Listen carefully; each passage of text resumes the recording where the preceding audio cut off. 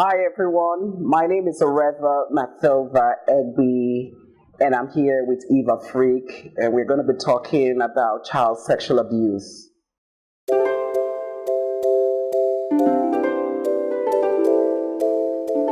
Called predictors, people were called abusers. They are people we know. In fact, 30% of people who sexually abuse children are, some of them, family members. I have an issue where a person was raped, possibly at a nightclub, near a nightclub, about 10 p.m. And then you are wondering, what was that girl doing around, the nightclub at 10 p.m.? We are not looking at a girl that has been sexually, that's been raped. Then I have an issue with the society. Some of us think that we're going to be teaching the children how to make love. How? That's why they're afraid. When they hear sexual education. First of all, know what is sexual education. First of all, know what is relationship education. Because if you don't teach your children, guess what? They will get it from untrusted sources. I think every hand should be on deck. We can't leave it alone for the government. We can't leave it alone for the judiciary. And one thing, I want to really address the family, the parents. We have a lot to do with this. How do I mean? If, for example, I was raped or was sexually abused, what people are concentrating on, it's me. They're not looking at the offender. They're not looking at the perpetrator of that evil. The society somehow just shields them. It's the victim that they look at. Maybe check the way the victim was dressed. Check the way, how do I put it? And it's very upsetting. My child, for example, was sexually abused. And then the society will, try and shield the perpetrators. And they'll say, oh, is that woman whose child, whose daughter was raped or who was sexually abused? That's how we look at it. Instead of us to shift our eyes, then I now become ashamed. Because what happens to those who've been sexually abused or harassed or raped or something, they become shamed. Because the society just looks at them, like a mark on you, a tag on you. What happens if the society turns their face now from the victim and look at the perpetrators and say, this one, you have done an evil act, and that the society shames you? The law, the criminal crime, because it's punishable by law, jails you. You are all over in the media. This man has done this to this child. I'm sure it will help others to, that planning such acts to desist from it. What most lawyers, the justice system, the problem they are having is that when they want to take the matter, they want to proceed, family comes in and say, let's settle out of court. Because the offender possibly might want to be paying some monies to the victim's family. And because of the rate of poverty, they accept. And so you find out most of them are out of court. Let's settle out of court, kind of issues. So that's a problem. That's a problem. Someone said the other day that she went home just like that to go check, everyone. It's surprising to go see everybody. And then when she got there, the company is a big one. And all the children, they were looking here. She was wondering, where's everyone? Where's everyone? She got in there. Guess what? The children, the curtains were all closed. They were watching pornography.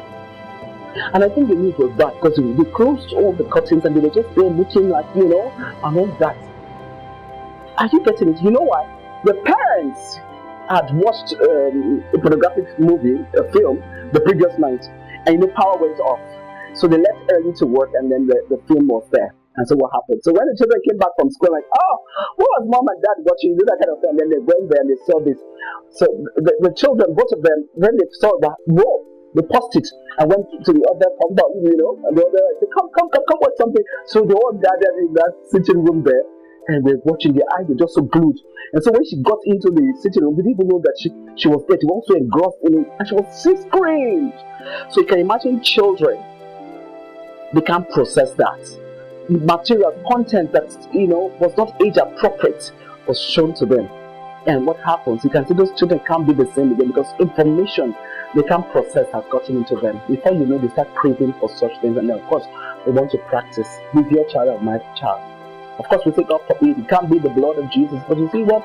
Both the poor, the rich, the high society, the low brow, everywhere, sexual abuse is there. What can you do? You need to come out. You need to be, love your children. Be there for them.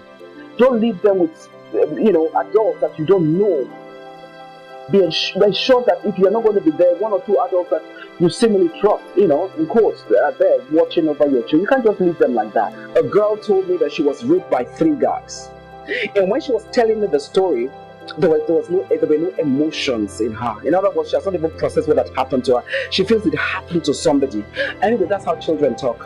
When I said, Mom, do you know it happened to my friend? Really, that's how children talk. My children are afraid to talk because they think, not because they don't want to tell you, they think number one, they're going to get in trouble. Number two, that you might not believe them. And that's how many of those children have spoken to. Mom won't believe. And I said, why don't you tell Mom? They said, you won't believe them. And that's painful. When a child comes with such information, believe me, that child is right. No child at that age will want to say this happened to me and think and create such things. No, most of the time, probably 85%, 90% is true. So we must deal with it. Anyway, back to that girl that was sexually abused. She was raped by 3 guys, and she sees them every day, but there's nothing she feels she can do to them. Who's she going to report to? The guys probably will get back at her because of the downtrodden environment that they live. For such things, if we know such things, we should be able to report to the authorities and then get hold of that guy. Let all eyes and hands be on deck. It's a family, it's a communion. Let the community be involved, and let the community also shame, the predictors, those who carry such nefarious activities. Let the community also shame such persons.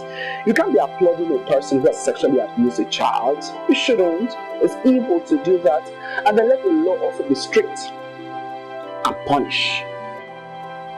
That's, some of my opinion. And then family, we have to arise, we have to work, especially for women, for children who, saying that their father is sexually, sleeping with them.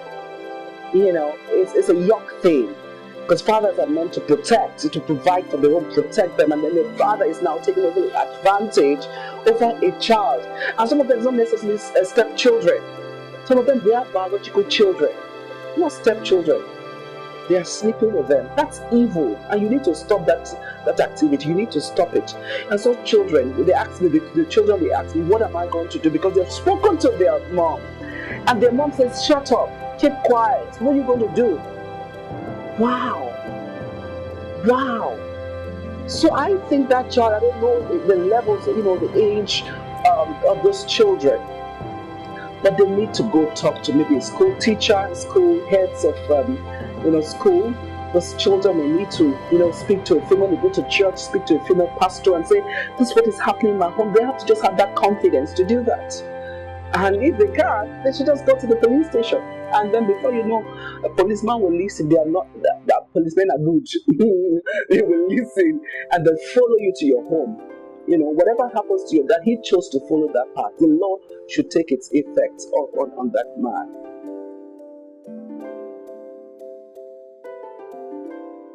In closing, instead of looking for a victim to heal and an abuser to punish, we should do more for preventive. Let's give information, orientate and keep reorientating our children about sex education and relationship education. Is key. Let's teach them. Let's guide them. Let's be comfortable who their friends are. Let's be involved in their lives. I believe this will help to curb and to check future sexual abuse for our children. Thank you very much.